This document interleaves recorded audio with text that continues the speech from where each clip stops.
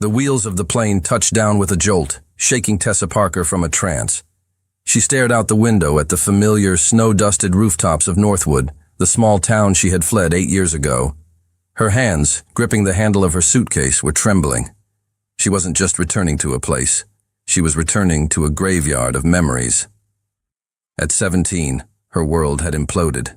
A slick road, a patch of black ice, and a single devastating car crash had stolen both of her parents, leaving her an orphan.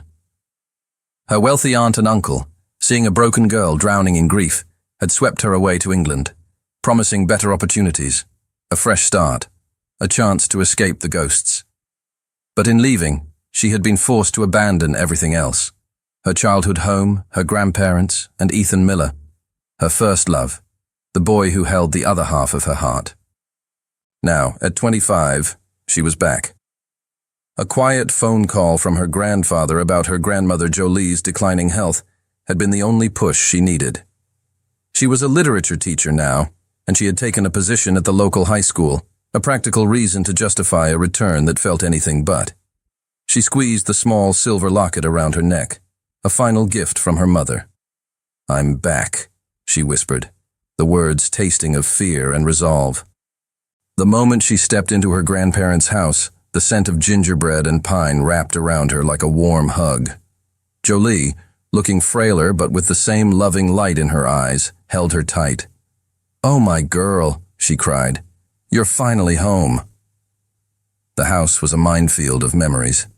As she walked through the familiar rooms, decorated for Christmas just as they always had been, the past rose up to meet her. She could almost see her father in his favorite armchair by the fire, hear her mother's laughter in the kitchen. And by the window seat, she could almost picture Ethan, his easy smile waiting just for her. They were just memories, ghosts of a life that had been stolen from her, but they still had the power to make her ache. "Are you ready for this, Tess?" Jolie asked later, her voice gentle. "I have to be," Tessa replied, trying to sound more confident than she felt. The next day, Tessa went to Northwood High to meet the principal before her first official day. The school was small and welcoming, a stark contrast to the imposing institutions she'd attended in England. As the principal, Mrs. Gable, showed her into the staff room, Tessa's eyes scanned the walls, taking in the usual school notices and calendars. Then she saw it, a polished wooden plaque dedicated to the school's donors. Her gaze drifted down the list of names, and then it froze. One name stood out, etched in brass, impossible to miss. Ethan Miller, principal benefactor. Her heart hammered against her ribs. A cold shock, followed by a confusing electric warmth, shot through her. He was still here. After all these years, he was still in Northwood, and apparently he was successful, very successful. Mrs. Gable noticed her staring. "Ah, our town's guardian angel," she said with a proud smile. "Mr. Miller is an incredible man. He grew up here, you know. Saved this school from bankruptcy a couple of years back." Tessa couldn't speak, her throat suddenly tight. "Actually," the principal continued, glancing at her planner, "he's coming in for a meeting tomorrow morning to discuss the new library wing. You'll get to meet him then." Tessa didn't sleep. The night was a long, restless tumble of old memories and new anxieties. What would he look like? Would he be married? Would he even remember her? The questions circled in her mind, chasing away any chance of rest. By the time she arrived at the school the next morning, she felt hollowed out, running on pure nervous energy. She tried to appear composed, professional, but her hands were clammy and her heart was a frantic drum against her ribs. She was in her new classroom, unpacking a box of books, when she heard them. Footsteps in the hallway, firm, confident, decisive. They stopped outside her door. The handle turned, the door swung open, and the world tilted on its axis. It was him, Ethan Miller. The years had sharpened the familiar lines of his face, adding a new layer of maturity and strength. He was taller than she remembered, his presence filling the doorway, commanding the space with a quiet, powerful authority. He was no longer the lanky, easy-smiling boy she had loved. This was a man. Their eyes met across the room, and for a single, breathless moment, Everything else ceased to exist. The school, the 8 years of silence, the ache of their shared past, it all vanished. There was only the shocking, undeniable jolt of recognition, a current of electricity that arced between them, as powerful and as real as it had been all those years ago. The spell was broken by the cheerful, oblivious voice of Mrs. Gable, who had appeared at his side. "Ah, Tessa, perfect. I'd like you to meet our benefactor, Mr. Ethan Miller. Mr. Miller, this is our new literature teacher, Miss Tessa Parker." Ethan's expression shifted, a mask of cool, polite professionalism sliding into place, but his eyes couldn't hide the storm she had seen there. The shock, the flicker of old pain, and something else. Something that looked dangerously like longing. "Miss Parker," he said, his voice a low, formal rumble as he extended his hand. "Mr. Miller," she replied, her own voice barely a whisper. She placed her hand in his. The contact was electric. A jolt of warmth, of familiarity, shot up her arm, a ghost of 1,000 touches from a lifetime ago. They dropped their hands quickly, as if burned. The meeting that followed was torture.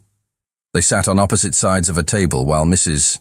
Gable detailed plans for the new library, but neither of them seemed to register a word. They were acutely, painfully aware of each other, the air between them thick with unspoken questions. After the meeting, as Mrs. Gable was called away to her office, Ethan sought her out in the now empty hallway. The silence was heavy, awkward. "So, you're back," he said, his tone carefully neutral. "My grandmother hasn't been well," she explained, clutching a stack of books to her chest like a shield. "I wanted to be closer." "I heard," he said. "I'm sorry to hear that." The conversation was stilted, a painful dance of polite formalities between two people who had once shared every secret. Tessa's mind screamed with questions. "Why did you never call? Did you forget me? Did you ever love me at all?" But the words wouldn't come. He seemed about to say something more, then stopped, a look of conflict crossing his face. "Well," he said finally, his voice flat. "Welcome back, Tessa." He turned to leave. Tessa watched him go, her heart sinking with the weight of all the things left unsaid.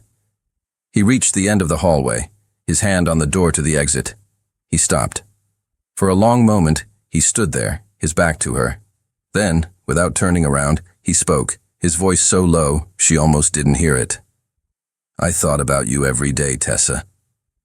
The words were a quiet, raw confession. Every single day. And then he was gone, leaving her standing alone in the silent hallway, the echo of his words shattering the carefully constructed narrative of indifference she had built around her heart for 8 long years. That night, she sat with her grandmother, the day's events replaying in her mind. "Vovo," she began, her voice trembling slightly. "Ethan, when I left, did he ever try to get in touch with me?" Jolie stopped knitting, her hand stilling in her lap. She looked at her granddaughter, her expression turning serious, her eyes full of a gentle, pained wisdom. "Oh, my dear," she said softly. "We need to talk." Jolie set her knitting aside and reached across the small table, her warm, wrinkled hands covering Tessa's. The gesture was gentle, but her eyes were filled with a gravity that made Tessa's stomach clench. "He tried, my girl," Jolie said, her voice soft but clear, leaving no room for doubt. "Oh, how he tried. Ethan tried to find you." The floor seemed to drop out from under Tessa. The words didn't compute. For 8 years, she had built her entire emotional defense around a single painful truth. Ethan had moved on. It had been easy for him. The silence from his end was proof. That belief, as agonizing as it was, had been a shield. It had allowed her to be angry, to feel wronged, to justify the wall she had built around her own heart. What do you mean?" Tessa stammered, pulling her hands back as if the truth were too hot to touch. "He never wrote. He never called. I never heard a single word." "Because your aunt and uncle wouldn't let him," Jolie stated simply, her gaze unwavering. Tessa stared at her, speechless. Jolie sighed, a deep, weary sound. In those first few months after you left, that boy was beside himself. He called here, asking for your number in England. He wrote letters, begging me to forward them. He was heartbroken, Tessa, just as broken as you were. Jolie recounted the story, each word dismantling a brick in the wall of Tessa's long-held resentment. Ethan had finally gotten the international number from a mutual friend. He had called, desperate to hear her voice. But it wasn't Tessa who had answered. It was her aunt. Your aunt and uncle. They thought they were doing the right thing, Jolie explained gently. They saw how much pain you were in, how you were struggling just to get through each day. They told Ethan that hearing from him, being reminded of the life you lost, was making it worse. They told him that you were finally starting to heal, to make new friends, to build a new life. They asked him, if he truly loved you, to let you go, to give you a chance to forget. The image was devastating. Ethan, young and grieving himself, being told that his love was a source of pain for her. He fought it at first, Jolie continued, but they were relentless. They convinced him that his silence was a gift, the most loving thing he could do for you. And so, because he loved you more than anything, he did it. He sacrificed his own heart to give you peace. A sob, thick and ragged, tore from Tessa's throat. It was a sound of 8 years of misplaced anger, of profound, wasted sorrow. They hadn't just taken her away from her home. They had stolen her love story, rewritten her past without her permission. How could they? That night, sleep was impossible. The new truth warred with the old pain. She had to see him. She had to tell him she knew. She had to apologize for all the years she had wrongly blamed him. Fueled by a desperate, frantic energy, she got in her car and drove. She found his address online, a modest, renovated farmhouse on the outskirts of town, a place that spoke of quiet success, not ostentatious wealth. She pulled up across the street, her courage faltering. The house was dark, save for a warm light in the living room window. As she sat there, trying to work up the nerve to walk to the door, the front door opened. Ethan stepped out, followed by an elegant, sharply dressed woman with a confident air. They stood on the porch, talking. Even from a distance, their rapport was easy, familiar.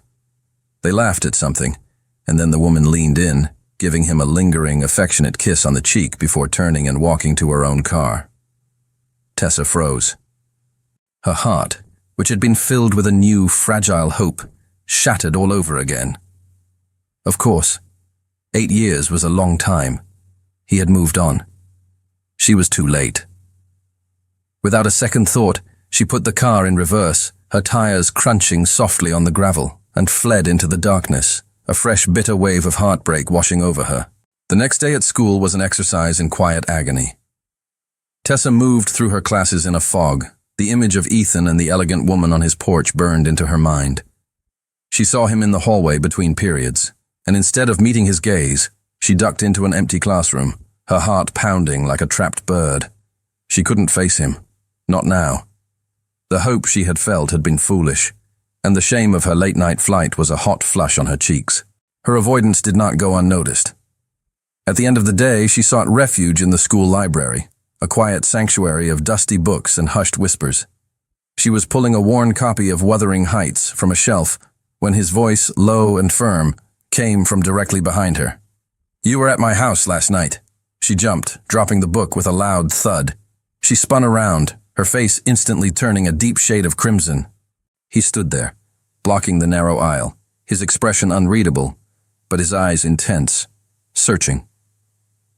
"I saw your car pulling away," he continued, his voice softer now. "You were going to knock, weren't you? Why did you leave, Tessa?" She couldn't meet his eyes. I saw you were with someone," she stammered, staring at the faded carpet. "I didn't want to interrupt." A long silence followed. Then she heard him let out a soft, almost amused sigh. "Tessa, look at me." Reluctantly, she lifted her gaze to his. "That was my lawyer," he said, a small, wry smile touching his lips.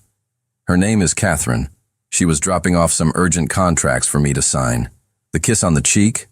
That's just how she says hello and goodbye to everyone, from the mailman to her 80-year-old grandfather. Tessa stared at him, feeling a wave of profound, idiotic relief wash over her. A lawyer. Of course. He took a step closer, his smile fading, his expression turning serious, vulnerable. "I haven't been with anyone, Tessa," he confessed, his voice a low, raw whisper. "Not seriously. Not since you." He paused, the weight of his admission hanging in the silent library. "I couldn't." The simple, honest confession broke through the last of her defenses. All the pain, the misunderstanding, the years of silence, it all melted away in the face of that one, stark truth.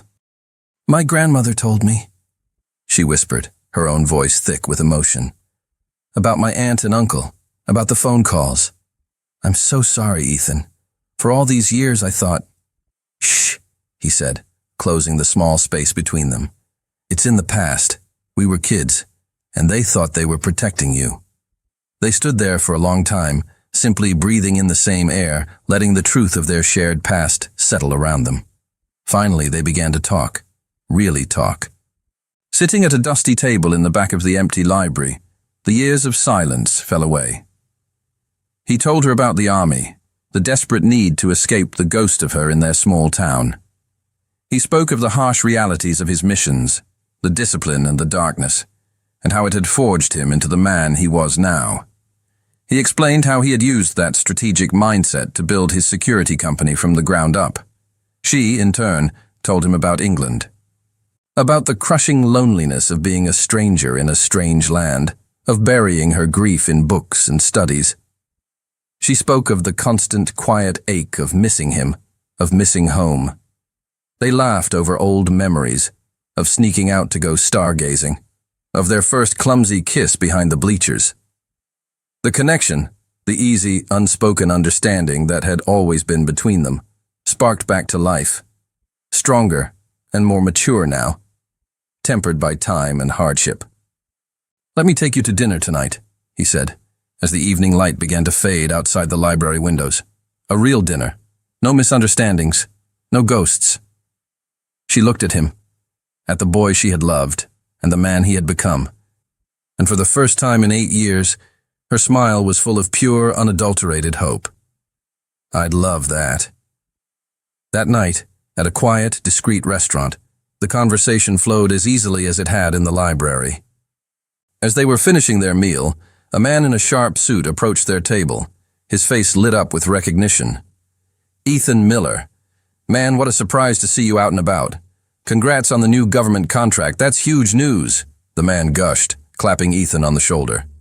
Ethan smiled politely, clearly trying to downplay the attention. "Thanks, Mark. Good to see you."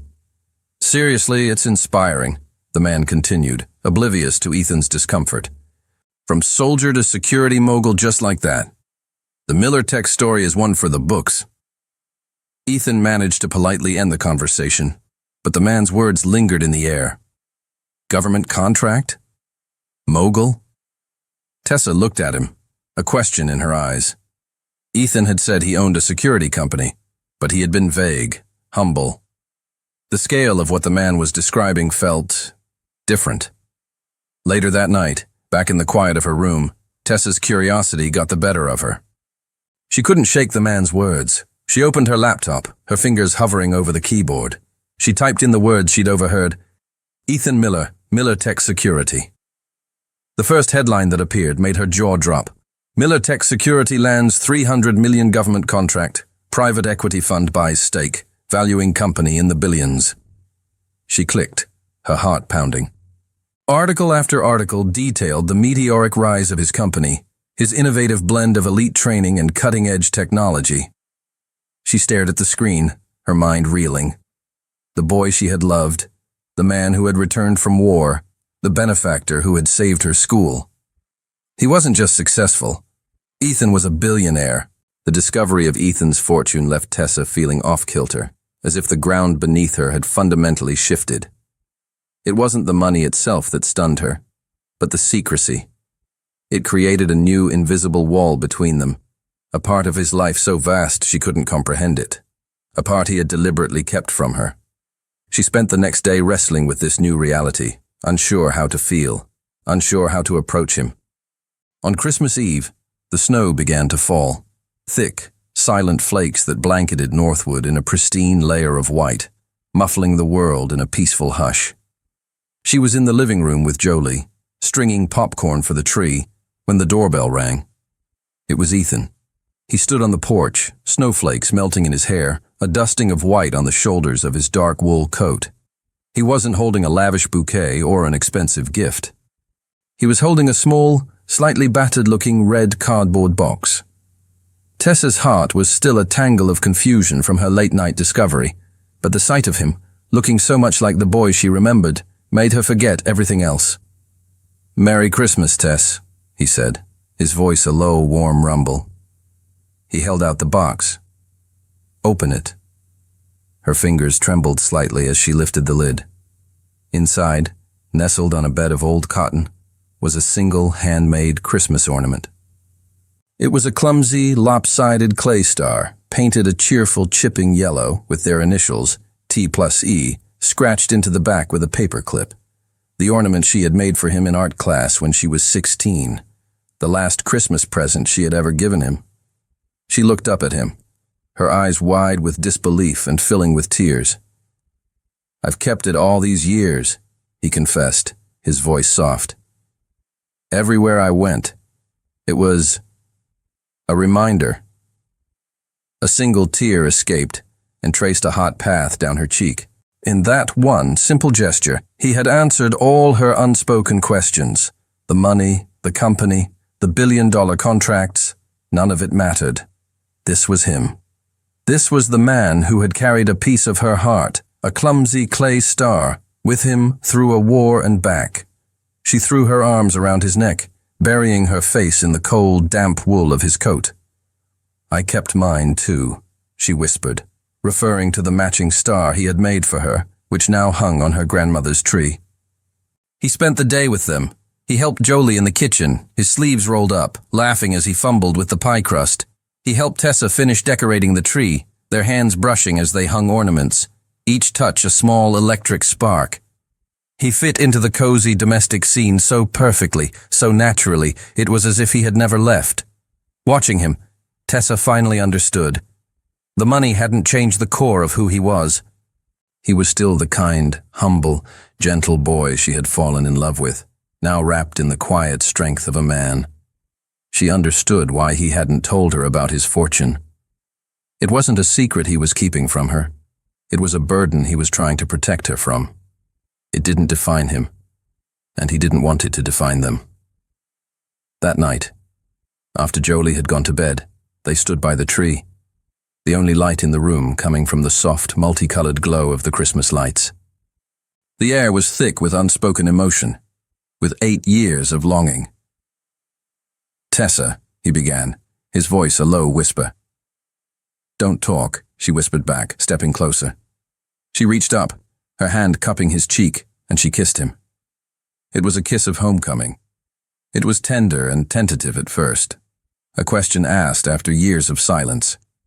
Then, as he responded, his arms wrapping around her, pulling her tight against him, it deepened. It became a kiss of rediscovery, of passion held in check for too long, of two halves of a soul finally clicking back into place. It was magic. It was everything. It was as if no time had passed at all. They were lost in the moment when the sharp, intrusive ring of his phone shattered the spell. He pulled back reluctantly, a frown creasing his brow as he looked at the screen. He answered, his tone shifting, becoming instantly serious, alert. "Yes, sir." Tessa watched as the easygoing man from moments before vanished, replaced by the soldier. His face grew tense, his posture rigid. "I understand," he said into the phone. "When?" He was silent for a long moment, listening. "Understood." He hung up and looked at her, his eyes filled with a deep, profound regret. "That was the army," he said, his voice flat. "They need me." The blood drained from her face. "What? But you're not—" "I'm not enlisted, no," he confirmed, anticipating her question. "I'm a civilian consultant now. Technically, I can say no, He ran a hand through his hair, a look of deep conflict on his face. It's a critical rescue operation. Some of the men I served with, my brothers, they're pinned down. The commander called me personally. He needs my expertise, my specific skill set. He looked her straight in the eye, his own gaze tortured. I can say no, Tessa, but if I do, and something happens to them, I'll never forgive myself.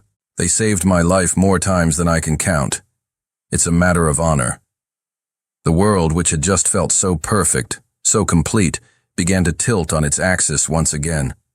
She wanted to scream, to beg him not to go, to tell him he had done his part, that he didn't owe them anything more. But she looked at the man she loved, at the unshakable integrity that was so core to who he was, and she knew she couldn't. Swallowing the fear that was clawing at her throat, she asked the only question that mattered, her voice a trembling whisper. When do you have to go? He took her hands, his grip tight, grounding. In 1 week, he said. And Tessa, it's high risk. He squeezed her hands. But I promise you, I will come back to you. A week. 7 days. 168 hours. That was all they had. The knowledge hung over them, a heavy, bittersweet cloud that made every moment more precious, every touch more profound. The day before he was due to leave, Ethan took her to the old covered bridge on the edge of town. It was a place layered with memories, a landmark of their shared history. It was where they had carved their initials into the wooden beams as teenagers. It was where they had said their first tearful goodbye 8 years ago. Snow fell in thick, silent flakes, blanketing the world in a pristine white. They stood in the middle of the bridge, sheltered from the storm, the only sound the soft whisper of the wind and the gentle flow of the frozen river below. I hate this place, Tessa whispered, looking at the old, scarred initials inside a carved heart. This is where I lost you. No, Ethan said, turning her to face him. This isn't where you lost me. This is just where we pressed pause. He looked at her, his eyes full of a love so deep it was bottomless. And this is where we pressed play again. For good. He took a shaky breath, and before she could process what was happening, he dropped to one knee on the snow-dusted wooden planks. The world stopped. He reached into the pocket of his coat and pulled out a small, dark velvet box. Tessa Parker, he began, his voice thick with emotion, his gaze never leaving hers. I've loved you for more than half my life. I loved you when we were kids. I loved you through 8 years of silence, and I love you more than I have words for right now. He opened the box. Inside, a simple, elegant diamond solitaire rested on a platinum band. It wasn't a massive, ostentatious stone. It was tasteful, timeless, and it glittered in the dim light like a captured star. I know the timing is insane, he continued, a tear tracing a path down his cheek. I know I'm about to leave, and I know where I'm going is dangerous. But that's exactly why I have to do this now. I need you to have this. I need you to have a promise. A symbol that I am coming back to you no matter what. This ring isn't a goodbye, Tess. It's my anchor. It's the lighthouse that will guide me home to you. His voice broke. Marry me, Tessa. When I get back, marry me, and let's finally have the life that was stolen from us. She was crying, silent, happy tears streaming down her face. She looked at the man kneeling before her, the man who had crossed the world and back, who had built an empire, but whose heart had never left this small town, had never left her. She knew his sense of duty, his unshakable honor. It was part of why she loved him. And she knew, with a certainty that settled deep in her soul, that she would not be the one to stand in the way of it. She would be his lighthouse. Yes, she whispered, her voice choked with love. Yes, Ethan, I'll marry you. He slid the ring onto her finger. It was a perfect fit. He stood, pulling her into a desperate, all-encompassing hug. They spent their last week in a whirlwind of stolen moments. They didn't talk about the danger. They talked about the future, the house they would build, the children they would have. the Christmases they would spend together. Jolie blessed their engagement with tears in her eyes, holding Ethan's face in her hands and making him swear he would come home to her granddaughter. The day of his departure was a cold, grey dawn at a small private airfield. As they stood by the plane, he held her close, his face buried in her hair. "There's something else," he said, his voice muffled. He pulled back to look at her, his expression serious. "I've made arrangements. My lawyers know. If something happens to me, Tessa, everything is yours. The company, the properties, all of it." "Don't," she whispered, her heart clenching in fear. "Don't talk like that." "I have to," he insisted, his hands framing her face. "I have to go into this prepared for anything. But you listen to me." He looked deep into her eyes. "You trust me. I will come back. I always come back to you." He kissed her one last time. A kiss full of love and promises, and the bitter taste of goodbye. Then he turned and walked up the steps into the plane without looking back. Tessa stood on the tarmac, the cold wind whipping around her, her hand wrapped around the diamond ring on her finger. She watched until the plane was just a tiny speck in the vast, unforgiving sky. 3 months passed. 3 months of silence. 3 months of waking up every morning with a knot of fear in her stomach. She went back to teaching, trying to find normalcy and routine, trying to hold on to his promise. Then, one Tuesday afternoon, as she was explaining the symbolism in The Great Gatsby to her students, the classroom door opened. The principal, Mrs. Gable, stood there, her face pale, her expression grave. "Miss Parker," she said, her voice trembling slightly. "You need to come with me, now." Tessa's blood ran cold. The look on Mrs. Gable's face was one she knew all too well from her brief, unwilling time in the world of military families in England. It was a look of practiced sympathy, of dreaded news. She walked out of the classroom on unsteady legs, her mind a roaring void. In the principal's office, 2 men in immaculate army dress uniforms stood waiting. They rose as she entered.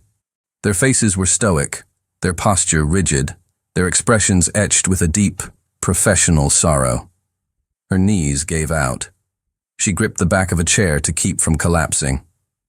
"Miss Parker," the older of the 2 officers began, his voice gentle but firm. "I'm Colonel Hayes. We're here regarding Sergeant Ethan Miller." The world tilted. The room swam before her eyes. She heard the name, the rank, but her mind refused to process the past tense he might use next. "Don't say it, don't say it, don't say it." "There was an incident during the operation," the colonel continued, his words precise and devastating. "Sergeant Miller's team was ambushed in a remote, hostile territory. There were casualties." Tessa couldn't breathe. The air in the room was too thick, too heavy. "At this time," he said, choosing his words with excruciating care, "Sergeant Miller's status is unaccounted for. He is officially listed as missing in action. MIA. The 3 letters were a special kind of hell. Not dead. Not alive. Just gone.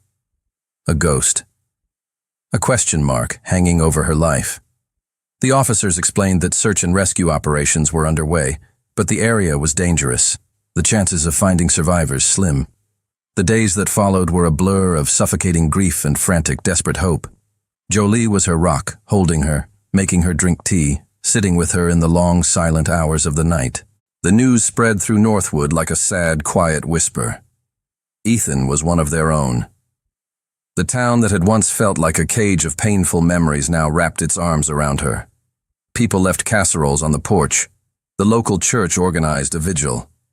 Tessa moved through it all like a phantom, her hand constantly twisting the diamond ring on her finger. It was her anchor, her last tangible connection to him, his promise. "I always come back to you." A month after he disappeared, a sleek black car pulled up to the house. A man in a sharp suit, with a kind but weary face, introduced himself as Ethan's personal lawyer.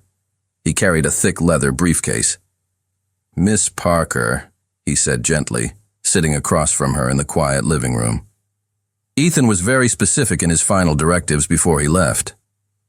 He explained that Ethan had legally structured everything.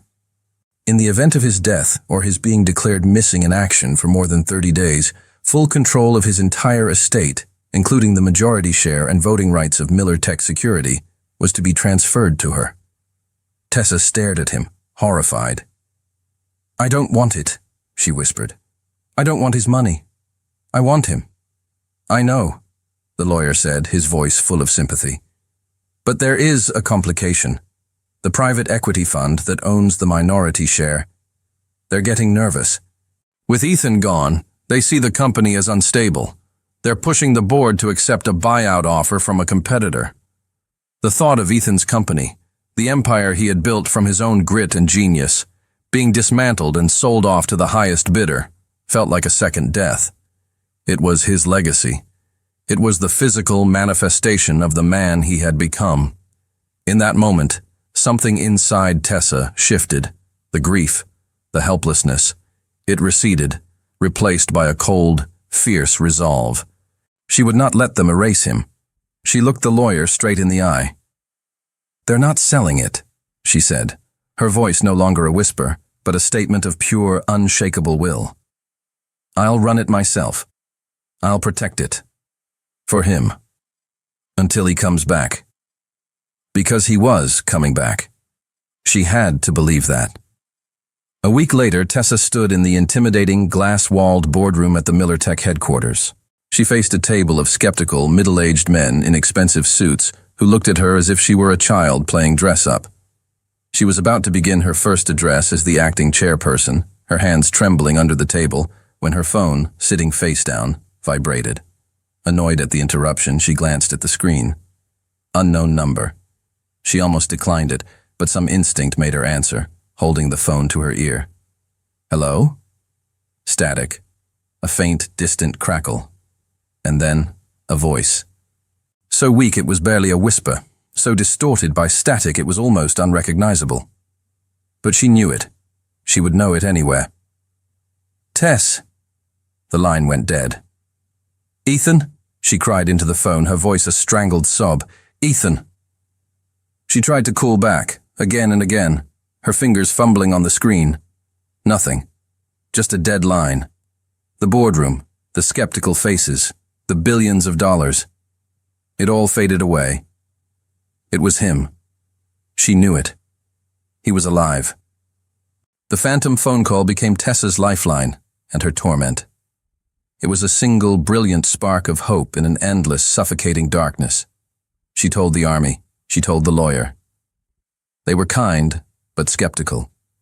A static-filled call from an unknown number wasn't evidence. It could have been a cruel prank, a crossed wire, a figment of her grief-stricken imagination. But Tessa knew. She had heard him. That single whispered word was etched into her soul. He was alive. The call galvanized her. She threw herself into running Miller Tech with a ferocity that stunned the board of directors. She spent her days in meetings, learning the intricate details of a multi-billion-dollar global security firm, and her nights poring over contracts and personnel files. She wasn't just a placeholder. She was a guardian, a fierce protector of his legacy. Every decision she made, every strategy she approved, was guided by a single question. What would Ethan do? But as the weeks turned into months, the hope ignited by the phone call began to flicker. The silence from the army was absolute. The search and rescue operations were quietly scaled back. The world was moving on, preparing to accept the unacceptable. 3 months to the day after Ethan disappeared, the phone call she had been dreading came. It was Colonel Hayes. "Miss Parker," he said, his voice heavy with a practiced, gentle authority. "We need to talk, in person." She met him at the local recruitment office, a small, sterile room that felt cold despite the spring sunshine outside. The colonel was direct, his kindness unable to soften the brutal edge of his words. "Officially, the search has been concluded," he said. "After 90 days with no contact, no evidence of survival. It's protocol, Miss Parker. Sergeant Miller will be declared killed in action." "No," she said, the word a flat, dead sound. "He's alive. I know he is. I would feel it if he were gone." "Tessa," the colonel said, using her first name for the first time, his voice full of a deep human sympathy. I've seen this 1,000 times. Hope is a powerful thing, but sometimes the most courageous thing we can do is let go. She walked out of that office with the colonel's words echoing in her ears, each one a shovelful of dirt on the coffin they were trying to build for her love. She went home to Jolie, who held her as she finally, truly, broke. The sobs that racked her body were not just for Ethan, but for the hope that was being systematically extinguished. That night, clutching the pillow on his side of the bed, she looked at the diamond ring on her finger, its sparkle a cruel mockery in the darkness. You promised, she whispered to the empty room. You promised you would come back.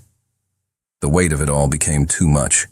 The company, the meetings, the constant battle to keep his legacy alive while her own hope was dying, it was consuming her. The following week, on an impulse, she called Mrs. Gable. She needed to feel like herself again, even for a few hours a day. She needed a purpose beyond waiting. She needed to teach. Returning to the classroom was both a comfort and a new form of torture. The routine was grounding, the students a welcome distraction. But every time the classroom door opened, her head would snap up, her heart leaping with a wild, foolish hope, only to crash back down when it was just a student or another teacher. April bled into May, May into June.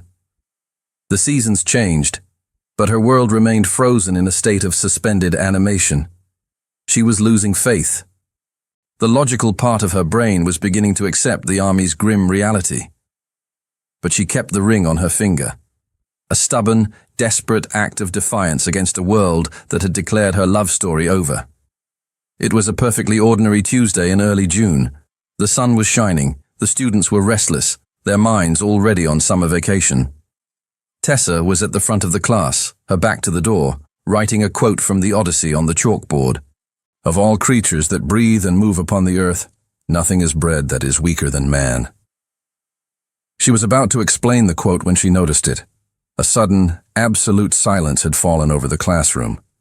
The usual fidgeting and whispering had ceased. Every single one of her students was staring, wide-eyed, at the door behind her. And then she heard it. A voice that had haunted her dreams for months. A voice she thought she might never hear again outside of her own memory. It was rougher, deeper, but unmistakably his. Miss Parker? The piece of chalk slipped from Tessa's numb fingers, clattering softly on the floor. The sound was an explosion in the dead silence of the room.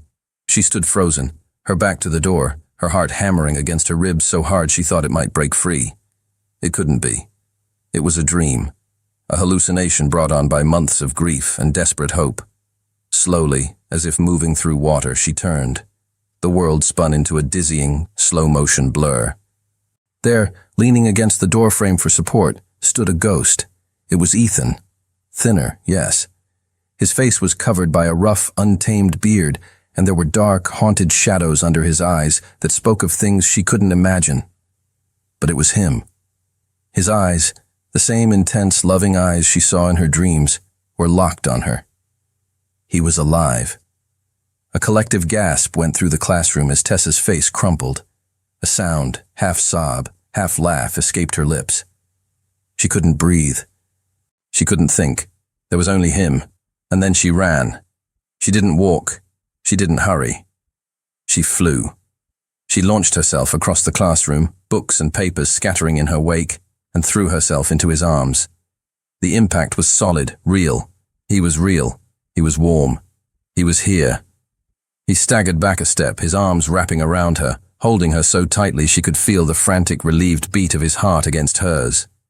He buried his face in her hair, and she could feel his body trembling. "I came back," he whispered, his voice a raw, broken sound against her ear. "I promised I'd come back." The classroom erupted.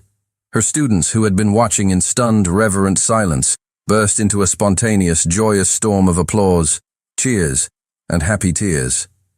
They left the school in a daze, finding a quiet, secluded bench by the river, away from the inevitable questions and attention.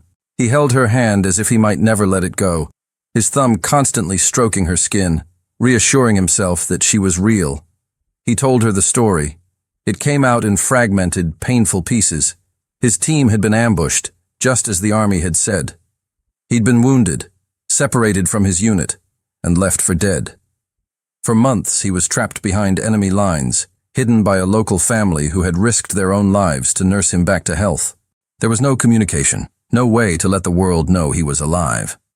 The brief, static-filled phone call she had received was from a stolen satellite phone, a desperate, one-in-a-million shot before he was forced to go dark again. "All I thought about was you," he confessed, his voice thick with unshed tears. "Every single day. I would look at the moon and wonder if you were looking at it too.